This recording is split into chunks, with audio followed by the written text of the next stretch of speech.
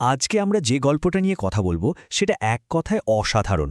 একটা পরিবার, ভয়ঙ্কর এক সংকট, আর তাদের এমন একটা সিদ্ধান্ত যা সবকিছু পাল্টে দেয়।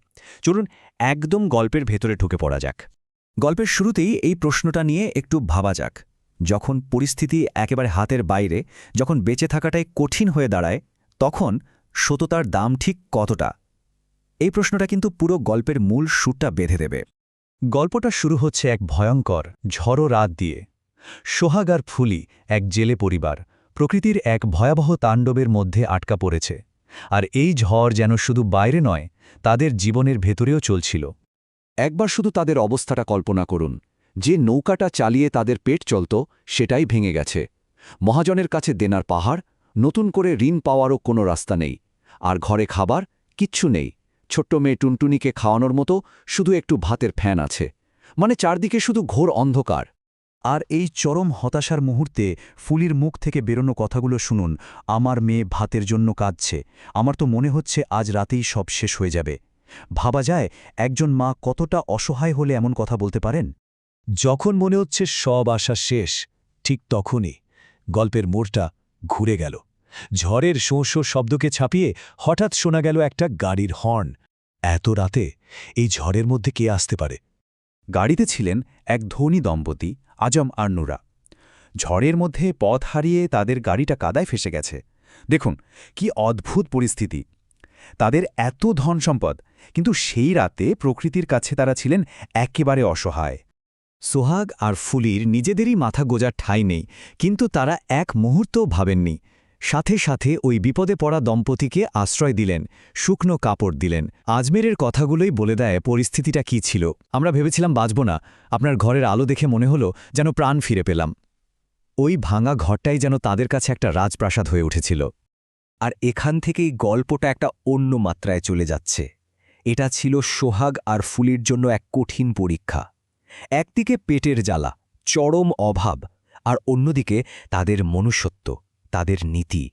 আর তারা যা করল তা সত্যি অবিশ্বাস্য। নিজেরা সারাদিন না খেয়ে ক্ষুধার্ত, অথচ তাদের ঘরে যা সামান্য খাবার ছিল, ওই একটু চাল ভাজা আর গুড়, সেটাই তারা হাসি মুখে অতিথিদের সামনে তুলে দিল। ভাবা যায়? পরের দিন সকালে কৃতজ্ঞ আজম সোহাগকে 10,000 টাকা দিতে চাইলেন। 10,000 টাকা! যে টাকাটা দিয়ে সোহাগের নৌকা সারানো তো হতোই, বরং তার থেকেও দ্বিগুণ। মানে এক মুহূর্তে তাদের সব সমস্যার সমাধান হয়ে যেতে পারত। কিন্তু সোহাগ যা উত্তর দিল, সেখানেই এই গল্পের আসল শক্তি। সে টাকাটা নিতে সাফ মানা করে দিল। তার কথাটা শুনুন। বিপদে মানুষকে আশ্রয় দেওয়া মানুষের ধর্ম। আমি আমার সততা বিক্রি করতে পারব না। মেহমান হল আল্লাহর রহমত, আর রহমত বিক্রি করার জিনিস না। কি অসাধারণ কথা!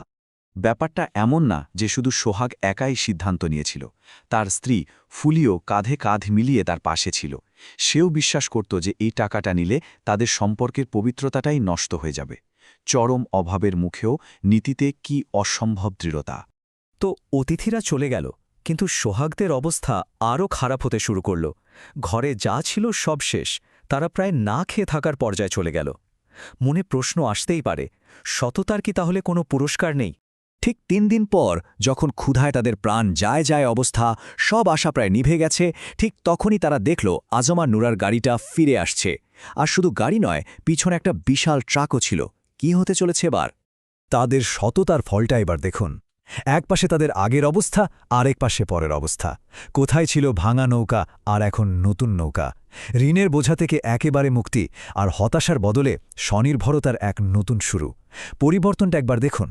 আজম আর নুরা যা দিয়ে গেল তা তাদের কল্পনাকেও ছাড়িয়ে গিয়েছিল। শুধু একটা নতুন নৌকার জালই নয়, সাথে 1 বছরের চাল, ডাল, তেল। মহাজনের 3,000 টাকা ঋণ শোধ করে দিল।